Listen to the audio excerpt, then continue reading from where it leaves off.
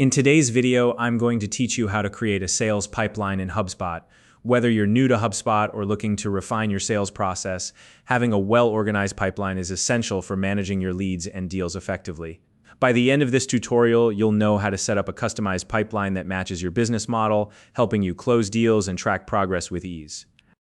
If you don't already have a HubSpot account, you can use the link in the description to sign up.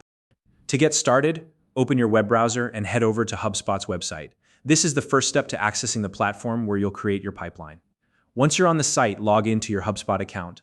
Logging in is important because it gives you access to all the tools and features you'll need to build and manage your sales pipeline effectively. Now that you're logged in, look toward the top right corner of your screen and click on the Settings icon.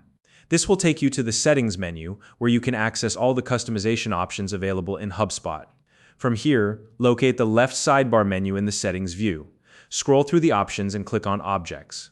Objects in HubSpot are essentially the data models you work with, such as deals, contacts, or companies. These are the foundation of your pipeline. Select the object that best aligns with your sales goals. For example, if you're focusing on managing client relationships, you'd choose contacts. If you're managing sales deals, deals would be the right choice. Next up, within the object you've selected, click on the Pipelines tab. This is where you'll manage existing pipelines or create new ones.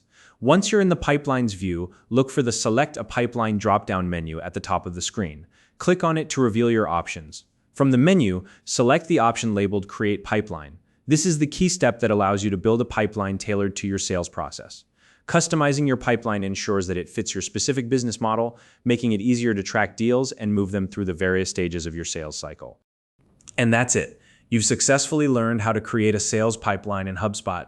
With this tailored pipeline, you're now ready to streamline your sales process and gain better visibility into your leads and deals. If you have any questions or tips to share about HubSpot, feel free to leave a comment below.